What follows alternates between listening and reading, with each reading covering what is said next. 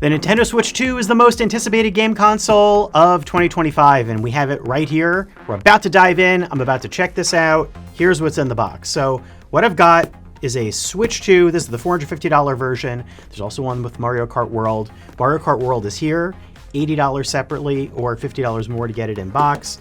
Then there's a Switch 2 Pro controller, $85. The Switch 2 camera, which is $55. And the Joy-Con 2 wheels, which work with Mario Kart, $25. So let's see what we got here, starting with the Switch 2. All right, the two Joy-Cons, the orange and the blue, kind of J.J. Abrams color scheme. We've got the Switch 2 itself, wrapped up in plastic. There's a HDMI cable, two of the little bumper things that are also wrist straps for the Joy-Con controllers. Underneath this, we got more. There's also a grip that comes with it. This is the Nintendo Switch 2 Joy-Con grip. It does not have a charge port. There's a separately sold one with USB-C charging. Also, I think the USB-C one also has grip buttons on the bottom, which this does not have. So the dock, it's big. It's bigger than the existing Switch dock. It's chunkier in the back. There's this little bump out, AC adapter plug. So that's what's inside the Switch 2 box. Let's just take a look at the Switch 2. I haven't even taken it out of the case. I want to get a case for this, by the way, and there's not a case that's included with my review setup. So I'm gonna have to go shopping for that. I mean, it's actually more compact than you might think for something that looks big. And the Joy-Cons, which have their little release buttons here. Yep, now it just magnetically snaps, which is nice. Kind of feels more like those ads where it snapped in. This is the Switch. And I also, did I put in the Joy-Cons upside down? Yes, I did. You actually, I guess, can do that. So pop them in this way. And now here is the Switch 2. And here is the kickstand, which goes at a variety of angles. And you can move it all the way down, or you can move it all the way back up. Switch 2 camera. Let's take a look. You can also plug in your own USB-C camera to the Switch. Your mileage may vary according to Nintendo, but it'll be interesting to check out. This one's a wide-angle camera. It's Nintendo's official one. It works with GameChat. I've also seen demos where it pulls out it splits, all of the capture into 4 different images, which is a clever video processing trick. Kind of reminds me of the Oculus. This is a throwback. Oculus VR tracking positional cameras. You used to need to set those up for VR. That's what this reminds me of. I used to have a couple of these in my home. Oh, it's actually not as big as I thought. I somehow thought this was bigger. That's pretty. It's pretty little. Where is the plug for this? I don't know. Anyway, all right. So the Pro controller, very similar looking to the existing Pro controller for the Switch that came out in 2017. This does have extra grip buttons and microphone, improved haptics. Still no analog triggers. That's something that Nintendo has not done. Here is the Pro controller, which has a two-tone, gray on the top, black, probably a little bit denser, which is nice. I mean, it's always felt really comfy to use the Switch Pro controller. The grip buttons are right here, blended right into the handles. Those are programmable. And then finally, let's take a look at the wheels. They're only $25, but they're kind of a novelty. They're not something you actually need because you could put motion tracking into your Joy-Cons anyhow and just make that the mode and not have to use wheels. 2 wheels to make yourself feel more race car-y, and they've got little trigger buttons on the back. Oh yeah. So that's what it is. Let's open up Mario Kart World. So let's see what a Switch 2 game case looks like.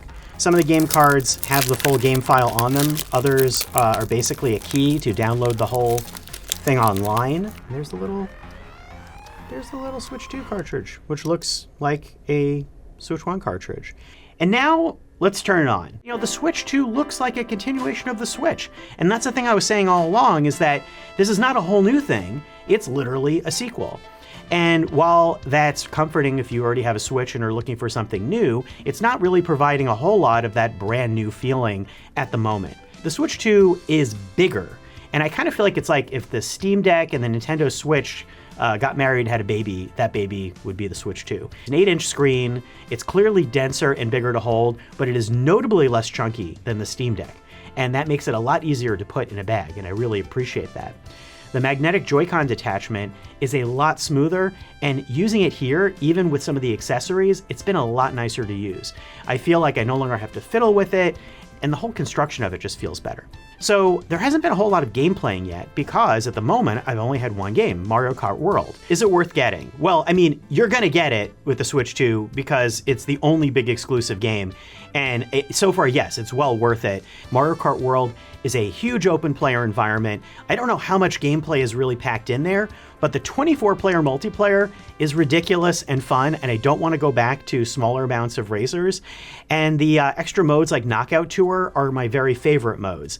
And I like wandering around and trying to find little surprise areas to unlock or little P-switch challenges.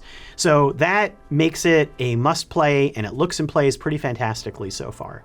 And I've also been doing setup. That I can tell you about, which is kind of interesting. The general interface of the Switch 2 looks similar. There is stuff where you set up GameChat, which is the new multiplayer audio and video feature, which needs other Switch 2 players. But GameChat has a few little wrinkles. I didn't know you had to pair it with a phone number to authenticate, but apparently you do. I don't really know what that means. I'm not sure what that means for kids or parents, but that seemed to be the case when I set mine up. Once GameChat is set up, you can start doing little audio hangs, which we'll do in the next couple of days. But if you have a camera, which is sold separately, you can also do some other really neat stuff with multiplayer.